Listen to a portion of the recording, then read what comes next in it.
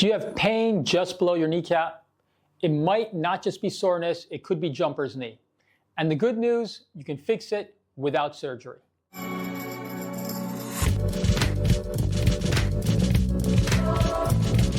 Hello, this is Dr. Siddharth Damber from Chicago Arthritis and Regenerative Medicine. I specialize in non-surgical treatments for musculoskeletal conditions, rheumatology, regenerative medicine, and metabolic health. My goal is to help you live pain-free and optimize your health with cutting-edge treatments. In today's video, we're talking about a common cause of knee pain called patellar tendinitis, also known as jumper's knee. This condition shows up in people who are active, whether you're an athlete, a weekend warrior, or someone who's just ramping up their exercise routine.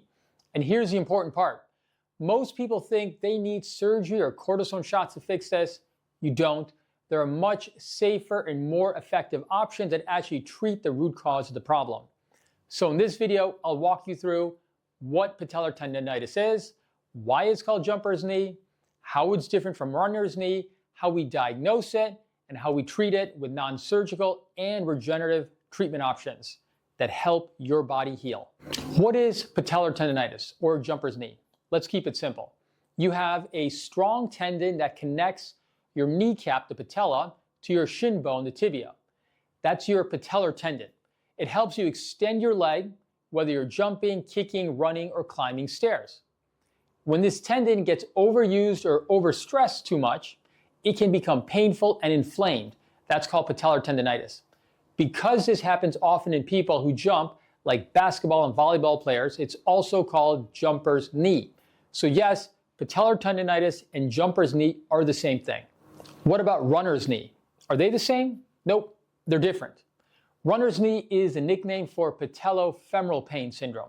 That's when the pain is around or beneath the kneecap, often from poor tracking of the kneecap or muscle imbalance. So runner's knee is pain underneath the kneecap. Jumper's knee is pain just below the kneecap. These are different conditions, different causes, and a bit different treatments as well.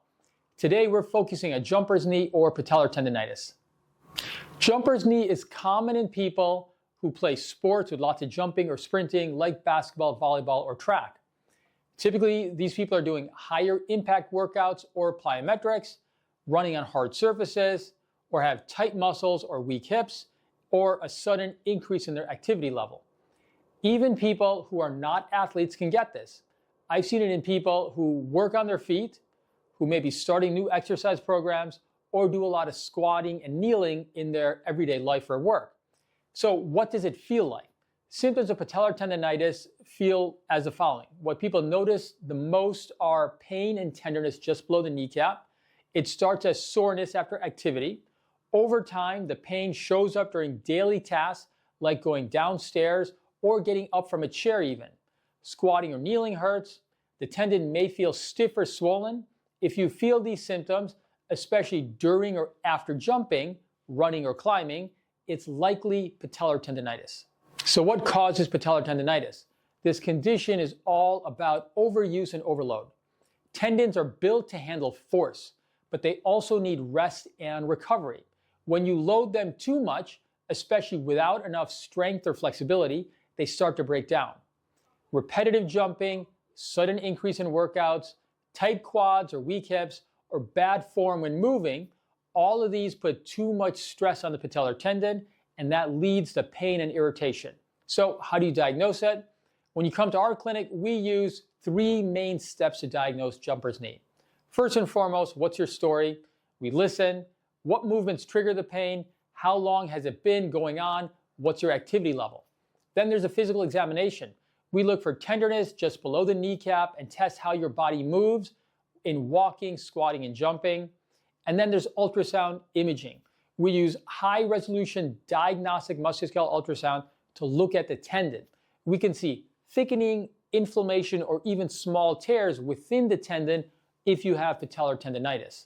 And we can see that directly in the office when you're getting your evaluation.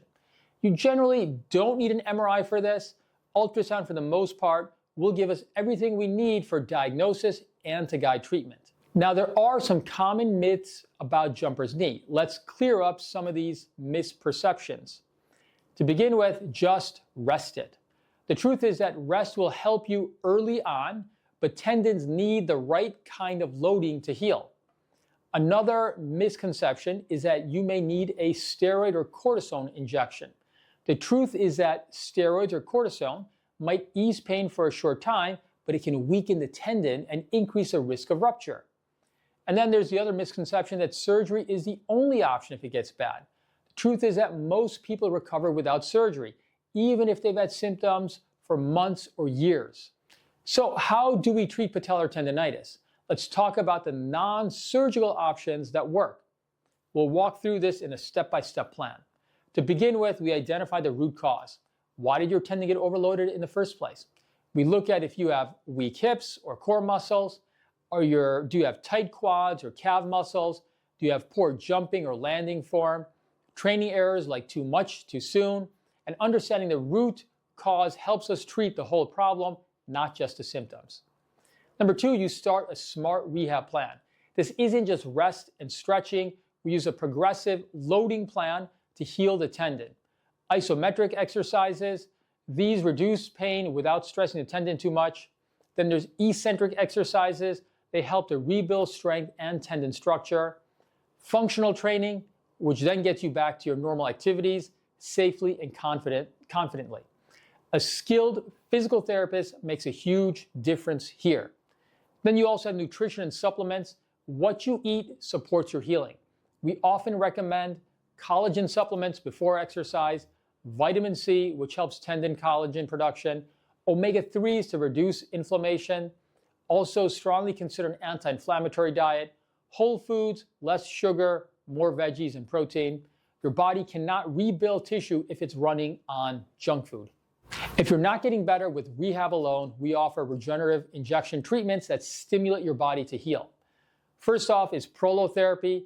We utilize a natural sugar solution injected into the tendon to trigger repair. After that, a stronger treatment is platelet-rich plasma, or PRP. We draw your own blood, concentrate into healing growth factors, and inject them into the tendon. And then there's bone marrow stem cells used for more advanced or chronic tendon problems. These treatments are low risk, non-surgical, and have helped many of my patients return to sports and daily life without needing surgery or steroids. Here's the treatments I would recommend you avoid: cortisone or steroid injections. Again, these may provide short-term relief, but they can damage the tendon long-term. Surgery should be considered a last resort. Only consider this if all other conservative care has failed. And then long-term rest without rehab. I'd be cautious with that. You'll lose strength and the tendon will not heal fully. What kind of results can you expect with treatment? With the right plan, most people should see less pain in a few weeks, improved strength and function in 2 to 3 months, and long-term recovery without surgery. The key is to start early and treat the root problem, not just the pain. So let's go over some key takeaways and wrap it up. Patellar tendinitis, also known as jumper's knee. It's caused by overload and poor biomechanics. Symptoms show up just below the kneecap. Rehab, nutrition, and regenerative injection techniques can help you avoid surgery. Treat the root cause and your knee can heal. You don't need to live with pain, and you don't need surgery to fix it. If you found this helpful, make sure to like, subscribe, and check out our website at chicagoarthritis.com for more expert advice on staying healthy and pain-free. If you're dealing with knee pain and want a personalized, non-surgical treatment plan, contact us to book a consultation. Thank you for watching, and live well.